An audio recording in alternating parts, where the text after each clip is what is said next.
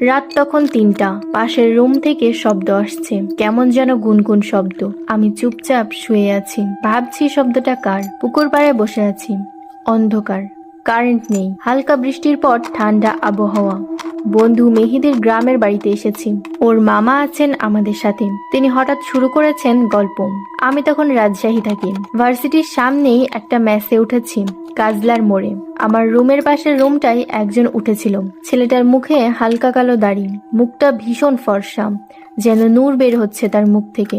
ওর নাম ছিল রাশেদুল। রাশেদুল আমাদের সাথে একই বিশ্ববিদ্যালয়ে পড়ে, ডিপার্টমেন্ট আলাদা।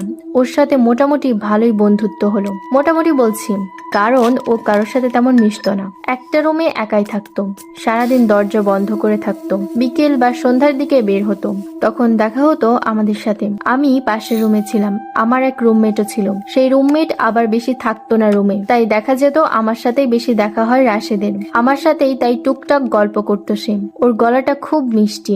কোনো এক মাদ্রাসা থেকে পড়ে এসেছিল ও, ভালো গজল গাইতো। শুনিয়েছিল একদিন আমাকে। এক রাতে একটু রাত করে মেসে ফিরেছি, ভার্সিটিতে কাজ ছিল। আমাদের মেসে আবার প্রতিটি ফ্লোরে মেইন দরজা আছে। ভিতরের রুমে যে কেউ দরজা লাগাতে পারে। আমাদের ফ্লোরে 3টা রুম ছিল।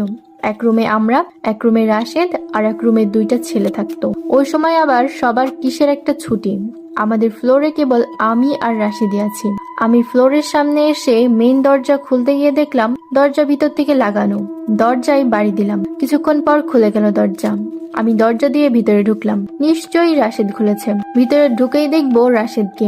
আমি দরজা ঠেলে ভিতরে ঢুকলাম। ভিতরে ঢুকে যেন ভীষণ চমকে গেলাম।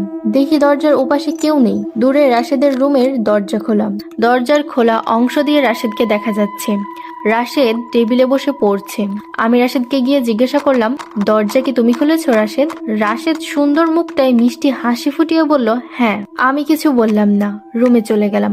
মেইন দরজা থেকে রাশেদের রুম 20 ফিট দূর। দরজা খুলে 15 ফিট হেঁটে টেবিলে বসতেও অন্তত 10 সেকেন্ড সময় লাগে। দরজা খোলার সাথে সাথেই আমি ভেতরে ঢুকেছি। তাহলে রাশেদ এত তাড়াতাড়ি ওর রুমে গেল কিভাবে? যাক, মাথা ঘামালাম না এই নিয়ে। এক রাতে খুব বৃষ্টি, কারেন্ট নেই। আমি রুমে চার্জার জ্বালিয়ে পড়ছি। আমার রুমমেট নেই, অন্য রুমের ছেলে দুটোও নেই। তালাই মারিতে বট পরোটা খেতে গেছে। পড়তে পড়তে ক্লান্ত লাগছিল, চার্জারটা নিভিয়ে দিলাম। বিছানায় শুয়ে একটু রেস্ট নিব। তখনই দেখলাম ব্যাপারটা, একদম তাজ্জব হয়ে গেলাম ব্যাপারটা দেখে। আমার রুমের দরজা লাগানো, দরজার নিচের ফাঁকা দিয়ে বাইরে থেকে একটা আলো আসছে। সে কি ভীষণ আলো! আলোতে আমার ঘরই যেন আলোকিত হয়ে যায়। আমি তাড়াতাড়ি দরজা খুলে বের হই। যত দ্রুত সম্ভব দরজা খুলে বাইরে বেরিয়ে দেখি অন্ধকার। অন্ধকারে একজন দাঁড়িয়ে আছে, ঠাউর করি রাশেদ। রাশেদ আমাকে দেখে